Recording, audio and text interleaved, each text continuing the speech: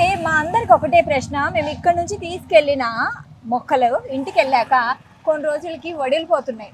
ఎందుకు? రీజన్ ఏంటి? ఒక చిన్న రీజన్ ఏంటి మేడం అంటే, మేము ఇవాళ రేపు ఏమి కొన్నా కానీ బజార్ నుండి తీసుకెళ్ళి ఇంట్లో షోకేస్లో పెట్టేస్తాం. రైట్. అది యాజ్ ఇట్ ఈస్ అలాగే ఉండాలని అనుకుంటాం. పిల్లలకి బొమ్మలు తీసుకెళ్ళి బ్యాటరీస్ ఇస్తాం, బ్యాటరీ వేసేస్తాం. కానీ మొక్కలకి అలాగే అది ప్రాణం ఉన్నవి. దీనికి ఏం కావాలి ఏంటి అనేది ఫస్ట్ మనం కొంచెం మొక్క గురించి అవగాహన ఉండాలి. ఓకే. మనం ఇండోర్ మొక్క తీసుకుంటున్నామా, అవుట్డోర్ మొక్క తీసుకుంటున్నామా, దానికి కుండీలో అంత స్పేస్ సరిపోతుందా, లేకపోతే దానికి వేయాల్సిన ఏమన్నా పోషకాహారాలు ఉన్నాయా, కొంచెం చిన్న నాలెడ్జ్ ఒకవేళ ముందు ఉందనుకోండి చాలా ఈజీగా మొక్కను పెంచుకోవచ్చు. అదేం పెద్ద విద్య కాదు. ఓకే. అయితే సార్ ఇప్పుడు నేను ఒక గులాబీ మొక్కను తీసుకెళ్ళాను అనుకోండి, ఇప్పుడు ఇది బ్యాగ్ లో ఉంది కదా, అవును. సో దీన్ని రీపాట్ చేయాలా లేకుంటే కొన్ని రోజులు అలాగే ఉంచాలా? ఇప్పుడు చాలా మంచి ప్రశ్న వేసారు మేడం. ఎప్పుడైనా కానీ ఇది తీసుకువెళ్ళి మన ఇంటి పరిస్థితులకు ఉండేట్టు ఒక 2 రోజులు పెట్టామనుకోండి, ఓకే, దానికి ఏంటి అక్కడ పరిస్థితులు అలవాటు అవుతాయి. ఓకే. ఆ తర్వాత మనం రిపోర్టింగ్ చేసుకోవచ్చు. కానీ ఇప్పుడు ఏమవుతుందంటే జనాలు టోటల్గా నర్సరీకి వస్తున్నారు మా దగ్గరికి, ఒక కుండీ చూపిస్తున్నారు, దీన్ని పాట్లో వేసేసేయండి అంటున్నారు అంతే. మేమేం చేస్తున్నాం, దానికి కొంచెం మట్టి అవుతుంది, కొంచెం వర్మి కంపోస్ట్ అవుద్ది, కొంచెం అవన్నీ వద్దండి కొంచెం మట్టి వేసేసేయండి అంట. యాక్చువల్లీ మట్టి ఏమవుతుందంటే కింద భాగంలో గట్టి పడిపోద్ది. మనకు పైనుంచి తడి ఉందని తెలుస్తుంది కానీ కింద మొత్తం పెళుసు అయిపోద్ది. కింద వేర్లన్నీ కూడా దానికి అన్ని పట్టేస్తాయి. సో వెళ్ళడానికి ప్లేస్ ఉండదు. మనం ఒక జగ్గుతో వేస్తాం లేకపోతే గ్లాస్తో వేస్తాం, నీళ్లు కింద వరకు వెళ్ళవు, దానిలో పొరాసిటీ ఉండదు, సో అందుకే అవి వెడలిపోతాయి. ఓకే. అయితే కానీ కొంచెం ఏంటంటే ఒక నిమిషం, మనం నర్సరీకి తీసుకునేప్పుడు మట్టి వేసేసేయండి అంటాం. ఓ 10 రూపాయలు తీసుకోండి మట్టి వేసేయండి, మొక్క తీసుకున్నాం కదా మట్టి ఫ్రీగా వేయండి అని. కానీ దానికి ఏంటంటే వర్మి కంపోస్ట్ కోకోపీటు కలిపి వేస్తే అది 1 ఇయర్ వరకు దాన్ని మార్చాల్సిన అవసరం ఉండదు.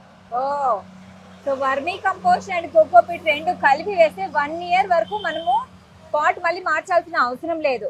సో ఇక్కడ మీరు చెప్పిన దాన్ని బట్టి నేను అర్థం చేసుకుంది ఏమంటే, మనము నర్సరీలో ఏదైనా మొక్క కొన్నప్పుడు ఇంటికి వెళ్ళి 2 రోజులు అలాగే ఉంచాలి, ఆ కొత్త వాతావరణంతో ఆ మొక్క అలవాటు పడాలి.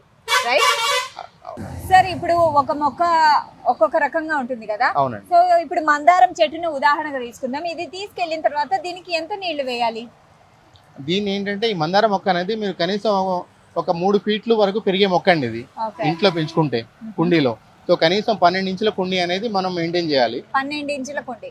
దాన్ని 6 ఇంచుల కుండీలో లేకపోతే దీన్ని ఇలాగే పెట్టేస్తామంటే అది ఒక నెల 2 నెలల తర్వాత వాడిపోతుంది, వేర్లు వెళ్ళడానికి ప్లేస్ ఉండదు. 12 ఇంచుల కుండీలో వేసిన తర్వాత అది 2 ఫీట్లు 3 ఫీట్ల వరకు పెరుగుతుంది.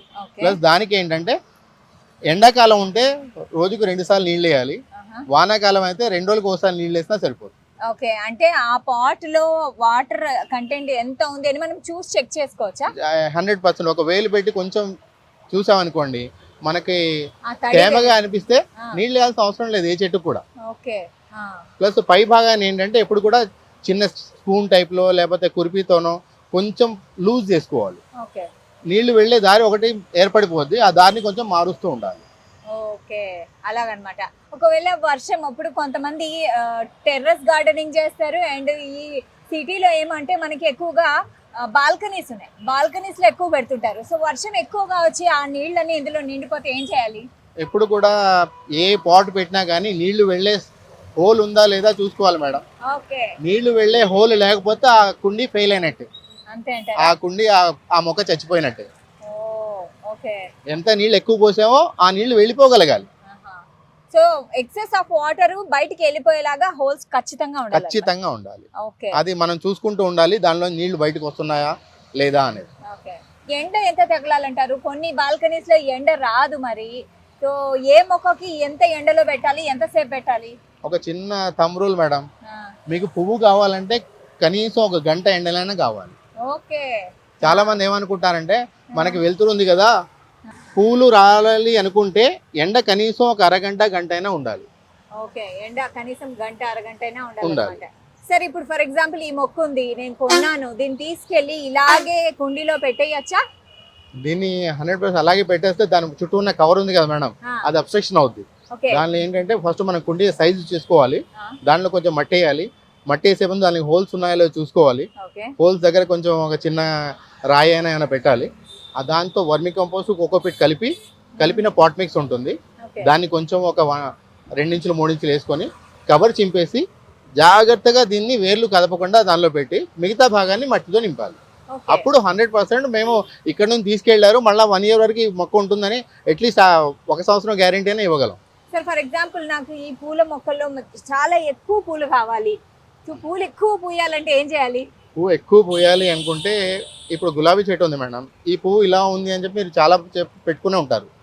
ఈ పువ్వు వచ్చిన తర్వాత దీన్ని ఇక్కడ కట్ చేసుకోవాలి. ఓకే కటింగ్ ప్రూనింగ్ అనేది పూల చెట్లకి కంపల్సరీ. ఓకే సో చూసారా, అంటే పూలు ఎక్కువ పూయాలంటే పూలను కట్ చేయాలి. రైట్, ఓకే సార్, చాలా మంచి విషయం అయితే చెప్పారు. సో కొన్ని మొక్కలకి ఆకులు పసుపు రంగులో మారిపోతాయి కదా, సో ఆ టైంలో ఏం చేయాలి?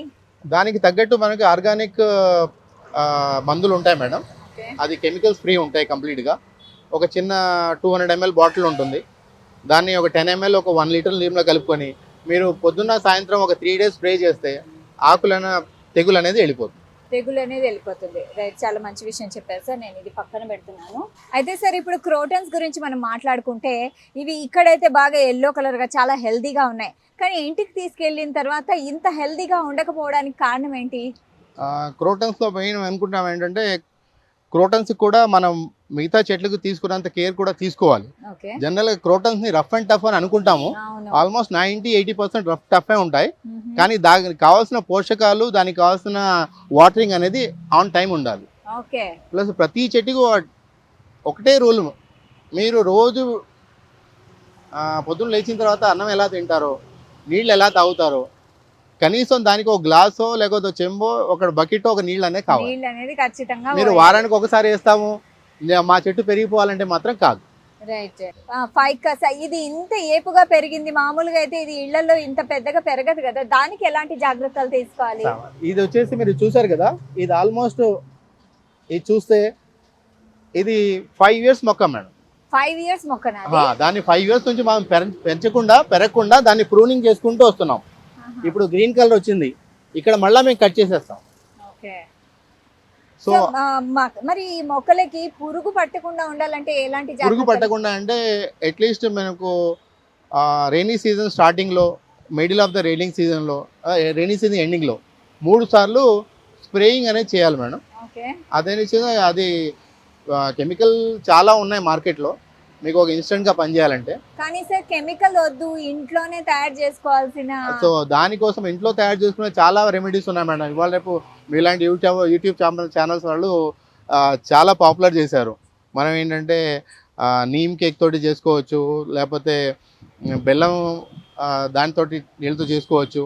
అవన్నీ కూడా ఎర్ర ఇది ఉంటుంది, మిర్చి ఉంటుంది, ఆ పౌడర్తో కూడా మనము స్ప్రే తయారు చేసుకోవచ్చు. ఓకే కానీ మా దగ్గర ఏంటంటే లిటిల్ బర్డ్ గార్డెన్ స్టోర్ దగ్గర 100% ఆర్గానిక్ బాటిల్స్లో మేము తయారు చేసి ఇస్తున్నాము. ఓకే అది 100 ml బాటిల్, 200 ml బాటిల్స్లో ఉంటుంది. ఒక బాటిల్ తీసుకున్నారంటే మీకు అట్లీస్ట్ ఒక సీజన్లో పనికి వస్తుంది. ఓ గ్రేట్.